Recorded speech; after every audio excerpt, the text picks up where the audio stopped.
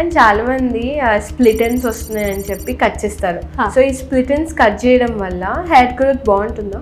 కొంతమంది 3.5 years ఉంటుంది, అలాంటి వాళ్ళకి హెయిర్ లాంగ్గా ఉంటుంది. డెఫినెట్లీ ప్రతి ఒక్కరు ఫేస్ చేసేది హెయిర్ ఫ్రిజీనెస్. ఓకే, హెయిర్ పర్మింగ్ అంటారు. సో అంటే ఏంటి మేడం, ఆ స్లీక్నెస్ కోసం వ్యాక్స్ వాడతారు. సో ఆ వ్యాక్స్ స్టిక్స్ వాడడం మంచిదే అంటారా? ఇంట్లో ఫ్లాక్స్ సీడ్స్ అని, అలోవెరా జెల్ అని ఇలా అవన్నీ వాడుతూ ఉంటారు. సో ఇవన్నీ వాడడం సేఫేనా, లేకపోతే పడకపోతే షాంపూ ఎలర్జీస్ అవి రెడ్నెస్ ర్యాషెస్ అవి రావడం? మేడం ఇప్పుడు సెల్ఫ్ ప్రెజెంటబుల్గా కనిపించడానికి స్ట్రైట్నింగ్, హెయిర్ ఐరనింగ్, లేకపోతే కర్లింగ్ ఇవన్నీ మ్యాండేటరీ అయిపోయినాయి. అదే వద్దు అనుకున్నా కూడా కొంచెం ప్రొఫెషనల్ లుక్ తీసుకురావడానికి మ్యాండేటరీ అయిపోయినాయి. దీని తర్వాత డెఫినెట్లీ ప్రతి ఒక్కరు ఫేస్ చేసేది హెయిర్ ఫ్రిజీనెస్. దీనికి ఊకే సెలాన్స్కి వెళ్ళి అంటే ట్రీట్మెంట్ చేయించుకోలేని వాళ్ళు, ఆర్ అంత ఫ్రీక్వెంట్గా వెళ్ళలేని వాళ్ళు ఇంట్లో ఫ్లాక్స్ సీడ్స్ అని, అలోవెరా జెల్ అని ఇలా అవన్నీ వాడుతూ ఉంటారు. సో ఇవన్నీ వాడడం సేఫేనా, లేకపోతే సేఫ్ ఆబ్వియస్లీ కొంతమందికి న్యాచురల్ పడదు. సో అలాంటివి ఏమైనా టిప్స్ ఇస్తారా? Okay, so flax seed gel boil చేసి 1 tablespoon వేస్తే ఇట్ హ్యావ్ సమ్ జెల్ కదా, అది you can store in fridge and use it. So and aloe vera gel, తర్వాత హైబిస్కస్ లీఫ్ అండ్ మెంతులు, ఇవన్నీ స్మూదనింగ్ ఏజెంట్సే. సో జస్ట్ మన హెయిర్ అప్లై చేసి వదిలేసాక ఒక 60 minutes 45 minutes అలాగా స్మూదనింగ్కే యూజ్ అవుతాయి. సో దాని మీద మళ్ళీ హెయిర్ గ్రోత్ అనేది పర్మనెంట్గా అయితే స్మూదనింగ్ అవ్వదు. మళ్ళీ హెడ్ వాష్కి వెళ్ళిన తర్వాత మళ్ళీ అది యాజ్ యూజువల్ డ్రై అయిపోతుంది. ఎందుకంటే హెయిర్ మనకి స్కాల్ప్లోంచి బయటకు వచ్చింది, ఒక అబ్యూజ్ లోనైంది, సో ఎనీ ఫ్రిక్షన్ అయింది, హెయిర్ స్ట్రైటనింగ్ అయింది, అంతా డ్యామేజ్ అయిన తర్వాత అది పర్మనెంట్గా అది డ్యామేజ్డే. సో అది it's a dead tissue. Hair nail మనకి విరిగింది అనుకోండి, మళ్ళీ అతకదు కదా. ద సేమ్ వే హెయిర్ కూడా అంతే, ఒకసారి డ్యామేజ్ అయింది అంటే దట్ ఈస్ కంప్లీట్లీ డ్యామేజ్డ్ అనే. సో అది పెరుగుతున్న కొద్దీ we have to trim it to maintain it. So every 6 weekly once, లేకపోతే కొంచెం బాగా ఫాస్ట్గా పెరిగిన వాళ్ళకి అట్లీస్ట్ మంత్లీ వన్స్ అలా ట్రిమ్ చేసుకుంటూ ఉండాలి ఎండ్స్ని. స్ప్లిట్ ఎండ్స్ తీసేసేయాలి. అండ్ ఈ smoothening treatments you can do it at home, no issue. And heat జోలికి వెళ్ళకూడదు ఎక్కువ. ఎస్పెషల్లీ ఏంటంటే కర్లీ హెయిర్ ఉన్న వాళ్ళకి ఆల్రెడీ క్యూటికల్ అనేది చాలా థిన్గా ఉంటుంది. సో ఇంకా మనకి స్ట్రైటనింగ్, స్మూతనింగ్ ఏంటంటే we are actually burning the hair.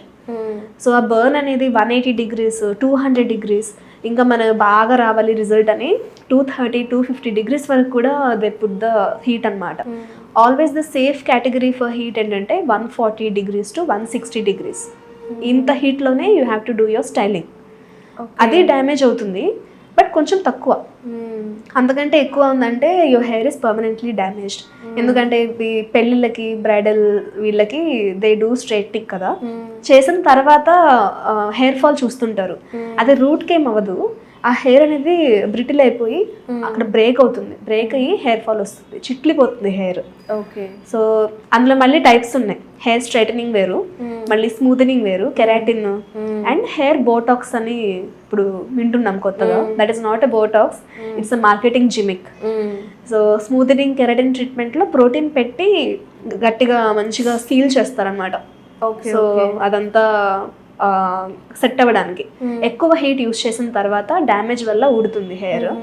And hair Botox వీటన్నిటికంటే కొంచెం వరకు సేఫ్. కొంచెం హీట్ తగ్గించి పెట్టమని అడగొచ్చు.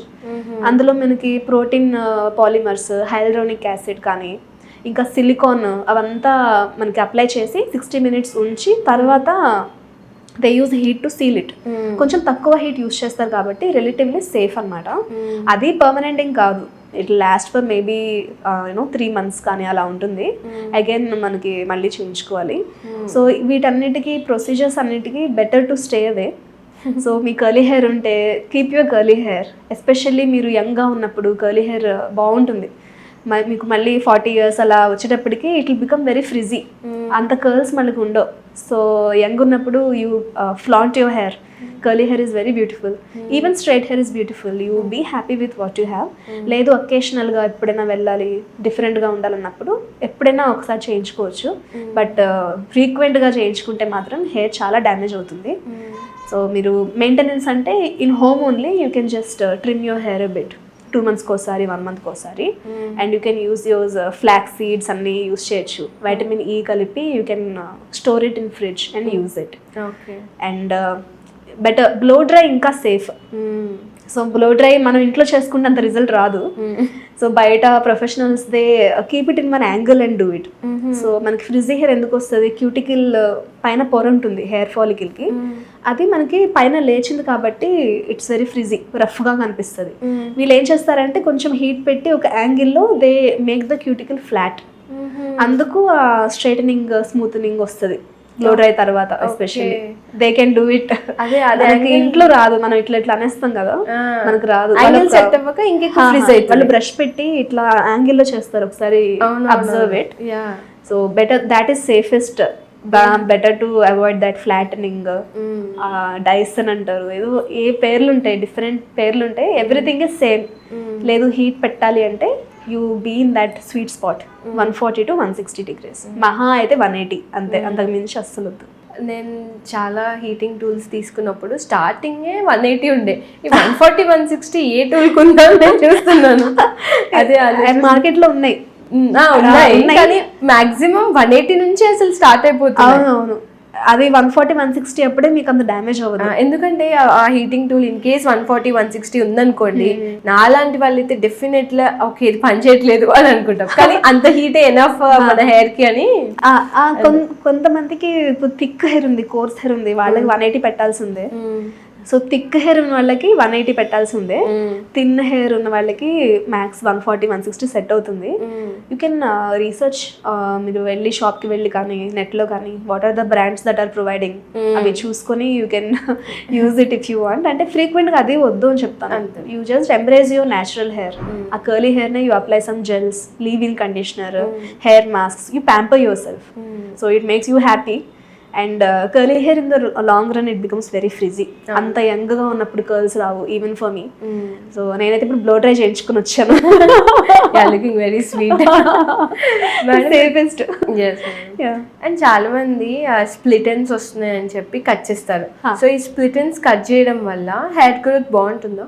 హెయిర్ అనేది ఎఫెక్ట్ అవ్వదు మీకు, హెయిర్ గ్రోత్ అనేది. మీకు ఆ స్ప్లిట్ ఎండ్స్ కట్ చేయడం వల్ల కొంచెం స్మూత్ గా కనిపిస్తుంది హెయిర్, మీకు ఆ రఫ్నెస్ పోతుంది. కట్ చేస్తే హెయిర్ బాగా గ్రో అవుతుంది అంటారు, అది దట్ ఈస్ నాట్ ట్రూ. అది చెప్పినట్టు ఇందాక 1 centimeter per month. కొంతమందికి గ్రోయింగ్ ఫేజ్ ఎక్కువ ఉంటుంది. లెట్స్ సే గ్రోయింగ్ ఫేజ్ మీకు నాకు 2 to 3 years ఉందనుకోండి, కొంతమంది 3.5 years ఉంటుంది. అలాంటి వాళ్ళకి హెయిర్ లాంగ్ గా ఉంటుంది, షెడ్డింగ్ హెయిర్ అనేది తక్కువ వాళ్ళకి. సో అలాగా లెంత్ కానీ గ్రోత్ కానీ different for different people.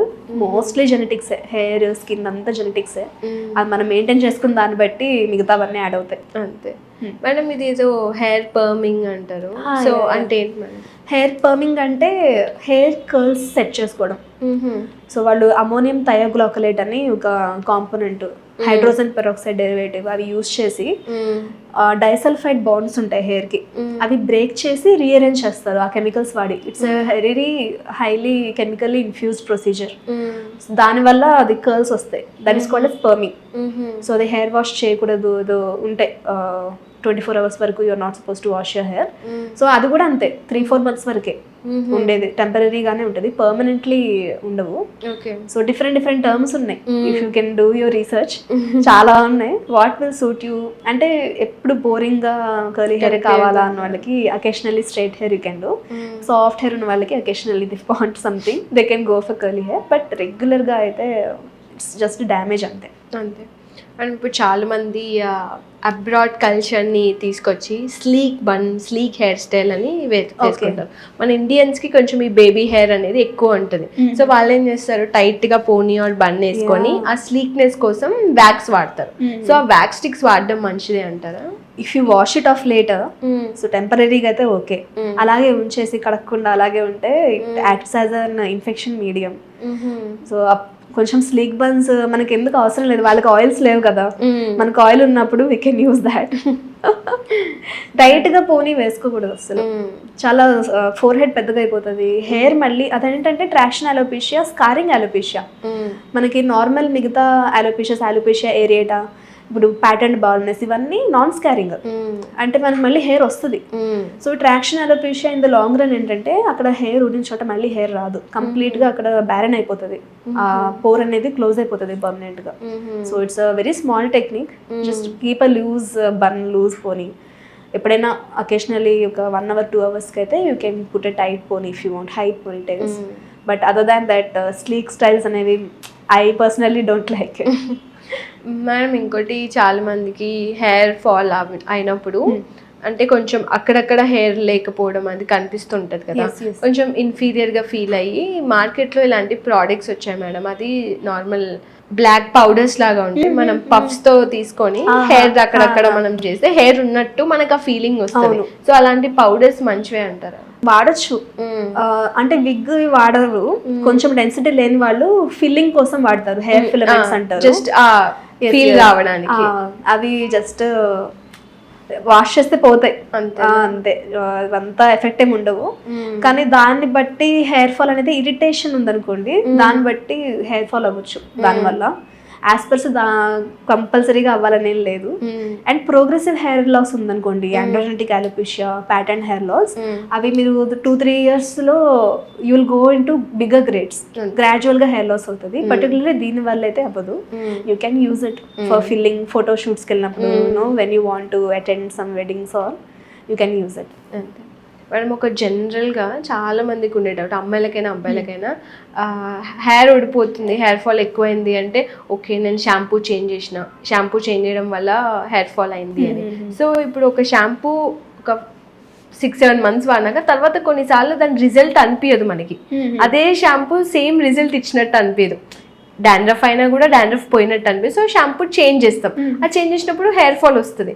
So అసలు షాంపూ చేంజ్ చేయడం కరెక్టేనా, చేయొచ్చా? చేంజ్ చేయొచ్చు, అంటే 6 months 7 months షాంపూ వాడిన తర్వాత. అసలు యాక్చువల్లీ షాంపూ ఎందుకు వాడతారు? వాష్ చేసుకోవడానికి తప్ప. షాంపూ వల్ల డైరెక్ట్ గా హెయిర్ గ్రోత్ అనేది అవ్వదు, షాంపూ వల్ల హెయిర్ ఫాల్ అనేది కంట్రోల్ అవ్వదు. You just using it as a soap అనమాట, అంతే, ఫర్ హెయిర్. సో దాన్ని బట్టి హెయిర్ ఫాల్ అవుతుందని చెప్పలేము. అండ్ చేంజ్ చేసినప్పుడు ఏంటంటే కొంతమంది కొన్ని కాంపనెంట్స్ పడవు. So as such same components ఉన్నవి తీసుకున్నా కానీ ఆ వెహికల్స్ ఉంటాయి, లేకపోతే సోపింగ్ ఫార్ములేషన్ డిఫరెంట్ ఉండొచ్చు. అలా చిన్న చిన్న కాంపనెంట్స్ పోయినా కానీ, వేరే ఉన్నా కానీ ఆ హెయిర్ ఫాల్ ట్రిగ్గర్ అవ్వచ్చు. అది వెంటనే కూడా అవ్వదు, స్లోగా గ్రాడ్యువల్గా అవుతుంది. Maybe you know it's different thing, different aspect hair fall అనేది, not especially due to shampoo అని. ఎలర్జీస్ వస్తాయి వెంటనే, హెయిర్ పడకపోతే షాంపూ ఎలర్జీస్, అవి రెడ్నెస్, ర్యాషెస్ అవి రావడం common. But hair fall as such change అయితే మేబీ ఇట్స్ అ కోఇన్సిడెన్స్.